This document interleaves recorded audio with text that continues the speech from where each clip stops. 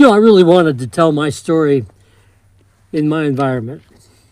As you can see, there's a young man at the end of this ledge, and that's my son, and he is an incredible climber and a flight nurse, and I'm terribly proud of him.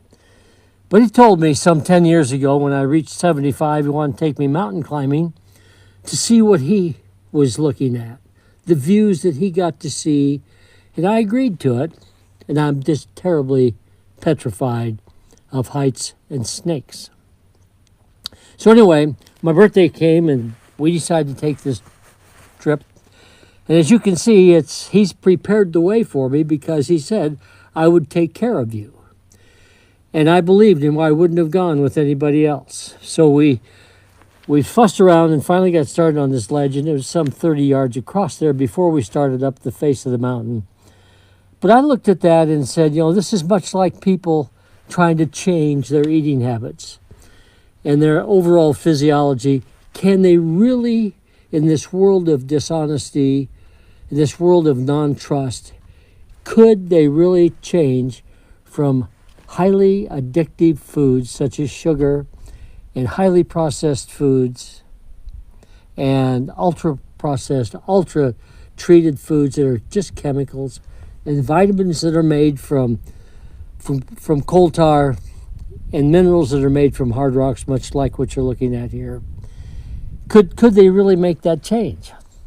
So I decided to make that analogy, and basically what I'm showing you here is a little platform called a plinth, which is a foundation. So if you've got your ducks in order and you're comfortable and you've got trust, and here's what I present, a little bit of knowledge, but an enormous amount of experience. And that experience, I think, is more important than the knowledge. So what we're going to do is look at the important things of life and the trades that you're going to have to make to get on that plinth, that platform, that foundation that will take you to a choice of either slavery or freedom.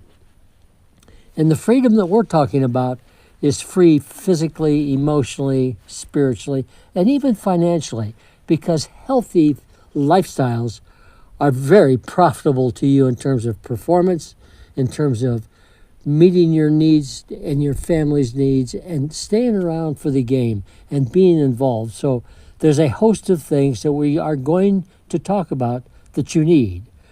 And I think one of the most important things that we can really discuss is sleep, proper sleep. And we at Nefesh build a little product called Mitzrayim, which means a new beginning, which is designed to put you into a REM sleep and keep you there. It's all natural.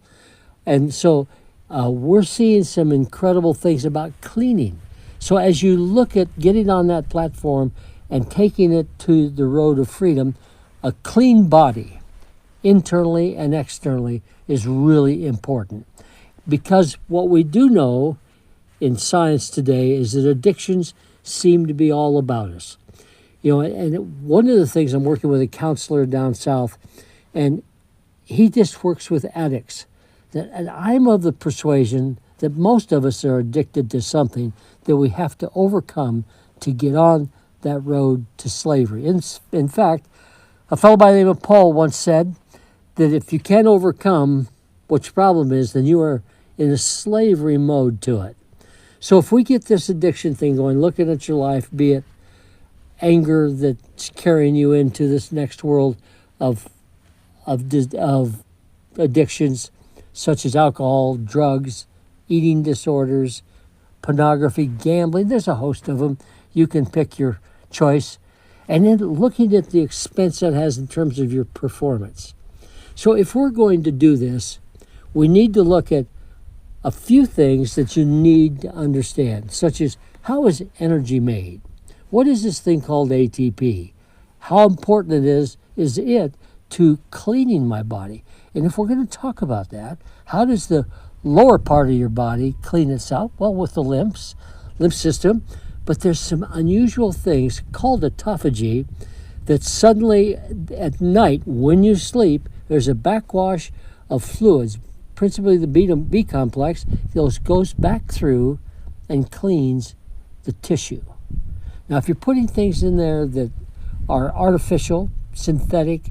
They're hard to clean out, and they stiffen in the tissue. And along with that, you need to understand that at the cellular level, the body is designed to repair itself. And vitamins and minerals and fats and things of that nature in organic form are capable of building new cells, which in turn builds new tissue. And that's the whole thing with aging. If you're not replacing that, then those 40 to 50 million cells a day that die become roadkill in your body. They're very toxic. And then the foods that we put into our body are incredibly toxic. And the principal issue that we're dealing with is, candidly, we are emotionally driven to eat foods. And they're loaded with sugar and salt, very addictive. But we get a little burst of energy, plus the sugar metabolizes to an opiate-like substance. So we do a couple of things at the same time. Short term, but we are effective. If once we got you to understand that you convert your body to a fat burner, and this is really fun because good fats are 4 and 5 times more productive of building ATP than sugar or protein, and they burn really clean. So our cleaning job is really easier.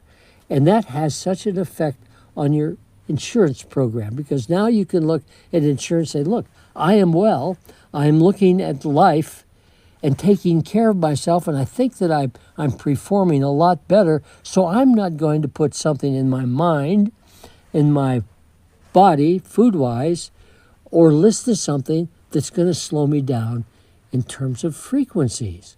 I want to be feeling good. And if I feel good, then the next thing that happens, people around me feel more positive, and it becomes a cycle. So the things that we fight are education. We're going to get into some areas that are most fun in terms of where did this information come to me about breaking, this thing with current science, where they finally had to recognize after 50 years of poor information that the food pyramid was upside down. How come it took them so long? They all knew it. People of science really know that, but they're protecting their jobs, and therefore we were forced into living it. And now we're looking at obesity because of the sugar. We're looking at cancer issues, cardiovascular. Dementia is on the rise. So speaking of that, how does the brain clean itself? We want to get into that because that's exactly where we are in terms of building energy, cleaning the body up, getting sleep. It can't get any better. And if we could do that and show you how to perform this for half the money you're spending at the grocery store. In other words, we're talking about building ATP, building energy.